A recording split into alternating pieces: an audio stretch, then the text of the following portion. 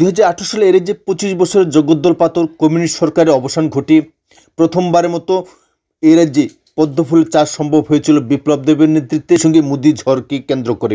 কিন্তু তারপরেতে একের পর এক নির্বাচনী অভাবনীয় সাফল্য রাজ্যের বিজেপি দলের নেতৃত্ব এবং কার্যকর্তাদের মনে অতি আত্মবিশ্বাস এবং অতি উৎসাহ পরিলক্ষিত হয়েছিল, যার ফলশ্রুতিতে 2023 বিধানসভা নির্বাচনে বিজেপি দল খাদের কিনারায় পৌঁছেছিল এবং ভাগ্যের জোরে ক্ষমতায় প্রতিষ্ঠিত হতে পেরেছিল। কিন্তু তা সত্ত্বেও এর যে বিজেপি দলের নেতৃত্বরা নিজেদের রাজনৈতিক ভুলগুলি শুধরাতে ব্যর্থ হয়েছে। 2023 সালে বিধানসভা নির্বাচনের পর হতেই বিজেপি দলের নেতৃত্বের মধ্যে শুরু হয়েছে অন্তর্কুন্দল। সে সঙ্গে বিজেপি দলে নতুন এবং পুরাতন এই দুই ইস্যুকে কেন্দ্র করে ব্যাপক জল ঘোলা হয়েছিল। অতি সম্প্রতি বিজেপি দলের প্রাক্তন সভাপতি রণজয় দেব বিজেপি দলের বিরুদ্ধে ব্যাপক হুঙ্কার ছাড়ছেন। সে সঙ্গে রাজ্যের মাননীয় মুখ্যমন্ত্রী ডক্টর মানিক সাহার বিরুদ্ধেও বিদ্রোহাত্মক শব্দ প্রয়োগ করে চলছেন। ইস্যু একটাই, পুষ্পবন্ত প্রাসাদ এবং এডিসির অন্যতম শাসক দল তীব্রমতাকে কেন্দ্র করে।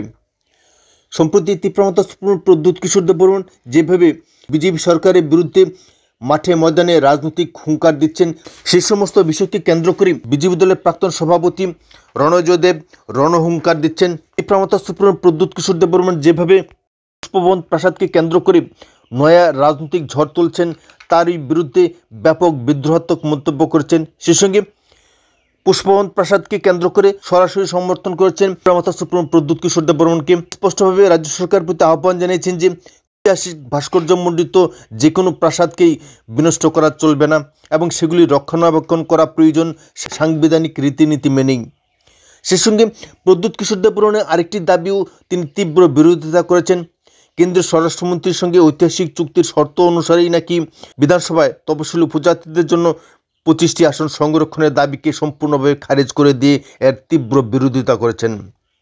একদিকে রাজ্য সরকারকে সমালোচনায় বিদ্ধ করছেন, ঠিক তেমনিভাবে জোর শরিক তথা তীব্রমতা সুপ্রিমোর অন্যায্য দাবিকে কোনোভাবেই মেনে নিতে পারছেন না প্রাক্তন বিজেপি সভাপতি রণজয় দেব এবং তিনি এই বিষয়ে তীব্রমতা সুপ্রিমোর এই দাবিকে সংবিধান বিরোধী বলেও ব্যাখ্যা দিয়েছেন এবং এর সপক্ষে তিনি অনেক যুক্তির তর্ক দেখিয়েছেন।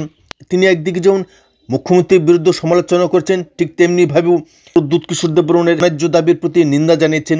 রণজয় দেবের এই ধরনের রাজনৈতিক হুঙ্কারে ইতিমধ্যেই শাসক দল এবং শাসক জোটের মধ্যে ব্যাপক ভূমিকম্প সৃষ্টি হয়েছে, যা বিরোধী রাজনৈতিক দলগুলিকে যথেষ্ট অক্সিজেন যোগাবে বলে মনে করছেন রাজনৈতিক বিশেষজ্ঞরা।